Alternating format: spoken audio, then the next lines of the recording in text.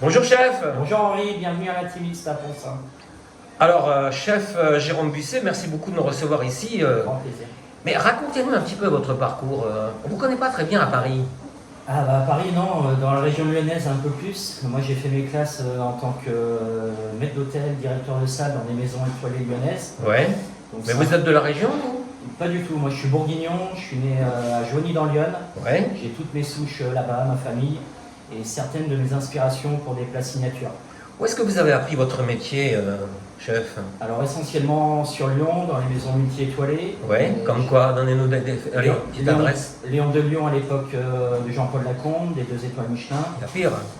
Il y a pire. Mathieu Vianney à Avenue Foch, à l'époque. On le salue. il Mathieu, était si pas tu encore- nous entends. Salut Mathieu. Il n'était pas encore à la mer Brasier. Oui. Philippe Gauvreau à la Tour de Salvani, qui depuis est passé en mode brasserie à Tassin. Et le dernier, court éclair, court passage, chez Villa Sauzet à Chasselet. Ah, bel homme. Alors dites-moi, un jour vous vous êtes décidé, vous vous êtes dit tiens, je vais faire un tour à Ponsin.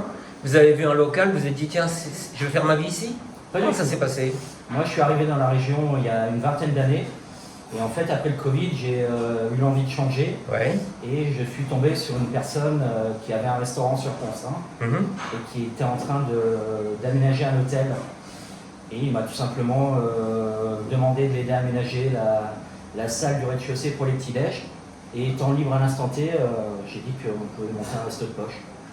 Une belle opportunité en fait. Super, Vous étiez là au bon moment, au bon endroit. exactement, et disponible.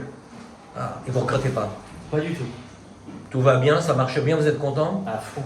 Bon, alors dites-moi en fait, on a été accueillis par papy Jacques Busset. Là, il n'est pas un peu jeune pour travailler dans un restaurant? Non, mais Papy Jacques, il est là parce que c'est un clin d'œil à mes origines et puis Ouais.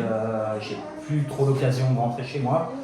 Donc voilà, il a un œil bienveillant, il accueille les gens avec sa frimousse d'antan et voilà, je pense très fort à lui. C'est un peu le porte-bonheur, hein, C'est quelque un part. peu, ouais, c'est important qu'il soit là.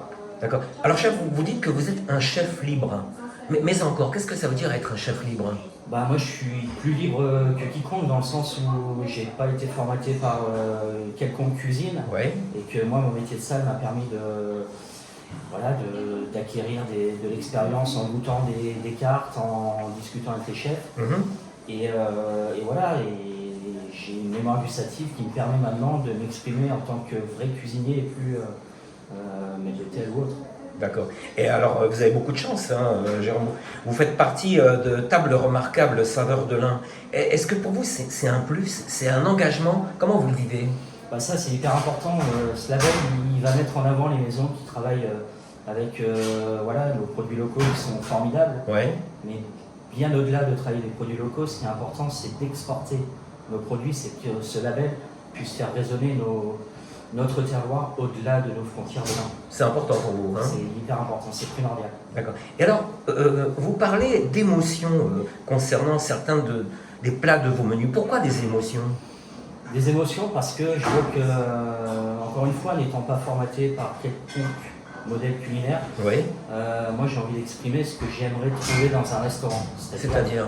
C'est-à-dire des saveurs percutantes, des associations de textures, de goûts qu'on n'attend pas forcément. Et c'est ce qui fait que l'intimiste marche fort. Vous n'avez pas peur de déstabiliser, qu'on se pose des questions, qu'on ait un peu peur de... Moi, si on s'interroge à une même table et qu'un plat peut ne pas faire l'unanimité, Oui. moi ça me va parce que voilà. Vous venez expliquer? Bien sûr. Vous venez rassurer? Ah, mais moi je cuisine, je sers, les gens m'ont sur le dos tout le service. C'est bien, ils aiment bien être Ils adorent ça. entourés par le chef. Hein. Et puis on a une scène qui est entièrement ouverte, on a une cuisine qui vit, on a 2 poumons dans la salle. C'est la cuisine, c'est le puits de lumière qui donne, une âme à cette maison. Et votre restaurant, l'Intimiste, Jérôme, il est proche des vignobles de Bugey. Est-ce que les accords mets-vins avec vos menus sont proposés avec cette appellation? Bien sûr, alors on peut faire un accord 100% budget. Oui. On a des jolis crus, que ce soit dans le Cerdon, que ce soit sur l'appellation Manique, que ce soit chez nos voisins du côté de Montagneux, on a des choses fabuleuses. Oui. Après, on propose aussi d'autres vins, mais effectivement, on a une belle carte avec la chance d'avoir des vieux millésimes sur l'appellation Manique, qui est quand même le fleuron de notre région. Bon, alors, par contre, il y a quelque chose qui peut... alors moi, je me dis, je suis un peu réticent. Comment vous arrivez à faire aimer les escargots, un de vos plats signature, à quelqu'un qui, a priori, n'irait pas vers ça? Alors l'escargot, il y a une seule chose que les gens n'aiment pas, c'est la texture, c'est le côté caoutchouc, le Oui, côté oui. résistant en bouche, alors que nous, nos escargots, ils cuisent pendant 2 jours dans un four bouillon, et si je vous mets au défi à l'aveugle de manger un escargot, les yeux fermés, vous n'allez pas me dire que c'est un escargot, c'est tellement fondant. Et pour le coup, c'est mon vrai plat signature, puisqu'il fait appel à mes origines avec ce jus bourguignon de ma grand-mère. On parlait du grand-père tout à l'heure, mais la grand-mère a une influence primordiale. La cervelle des canuts, là où j'ai débuté à Lyon, chez Monsieur Lacombe. Et puis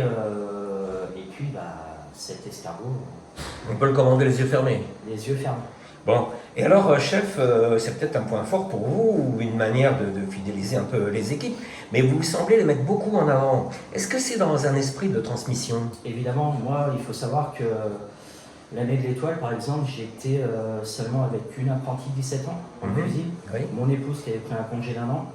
Et là, à l'instant T, on est un peu plus nombreux, mais j'ai un seul salarié qui est mon responsable de salle et sommelier. Et sinon, je suis dans la transmission avec une moyenne d'âge de 18 ans, parce que c'est la relève de demain, et parce que j'aime ça, parce que j'aime l'humain, et que je veux les faire grandir à mes côtés un petit bout de chemin.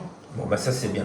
Par contre, quand on vient ici, on voit un bel établissement, c'est assez chic, c'est vous, c'est élégant. Et on se dit, bon, bah ça va coûter un peu, quoi. Est-ce que vous avez une petite formule déjeuner sympa On a une formule déjeuner qui est à 55 €, Oui. dans laquelle on a deux patiences, à savoir une gougère pour mon côté bourguignon et un croque jambon ibérique et truffe pour l'apéritif. Et puis après, une mise en bouche, entrée, plat, dessert, les mignardises. Je pense que pour un étoilé, Pour un 55 étoilé, €, on n'est pas trop mal. Bon, et à la carte, le soir, si on veut se faire plaisir, on s'en tire à combien? Voilà, la carte, si vous voulez vous faire plaisir avec les vins, on peut à partir de 120 € par personne, on se fait plaisir déjà. Oui. Et chef, alors je vois devant vous des asperges, des morilles prêtes à être préparées. On peut venir avec vous en cuisine voir comment ça se passe Avec grand plaisir. On y vient? Allez, on y va. Merci chef.